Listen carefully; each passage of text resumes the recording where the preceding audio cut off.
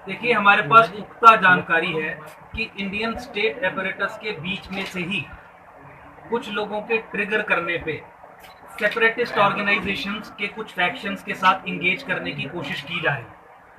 और इस इंगेजमेंट में जो कश्मीरी हिंदू परसिक्यूटेड समाज है, जिसका जेनोसाइड हुआ, उस समाज में से कुछ मर्सनरीज को हायर किया गया।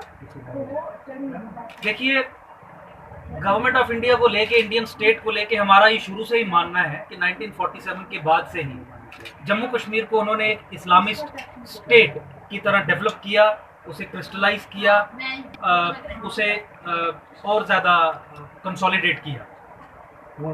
अब इसी दिशा में 2019 के बाद हमें ये उम्मीद थी कि उस मुस्लिम स्टेट को डिसमेंटल करने के लिए गवर्नमेंट अपना पॉलिसी पैराडाइम जो है वो चेंज करेगा। एक कश्मीरी हिंदुओं का ग्रुप इंडियन स्टेट एपरेटस के इंस्टेंस पे कश्मीर भेजा जाता है।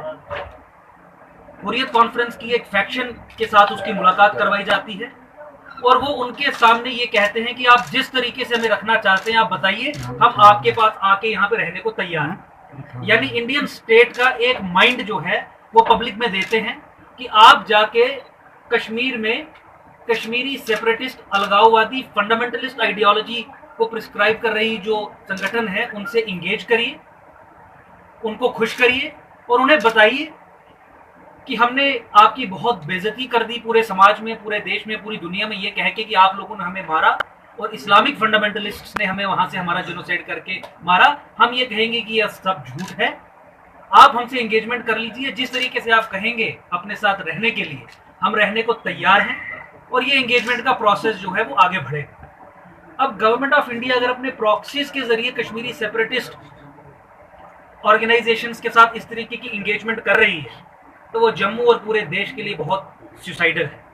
आपको पता होगा वो ग्रुप के लोग जो नॉन एंटिटीज हैं या मर्सनरीज हैं जिन्हें कोई जानता नहीं है, उन्हें minister of state for home, केंद्रीय यूनियन एमओएस, उन्होंने भी अपॉइंटमेंट दी।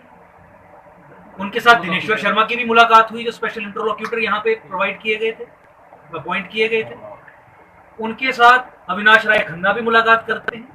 टॉप लीडरशिप को यही एक ग्रुप मिलता है, इसी ग्रुप की अप्रोच सही लगती है।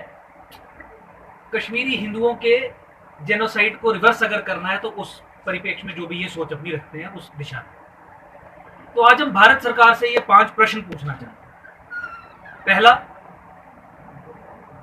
क्या भारत सरकार कश्मीरी हिंदुओं के साथ जो हुआ है 1989 और 1990s में, क्या उसे जीनोसाइड मानती है? अगर भारत सरकार उसे जीनोसाइड मानती है तो भारत सरकार ने ऑफिशियली उस सब कत्लेआम को अभी तक जीनोसाइड रिकॉग्नाइज क्यों नहीं किया है?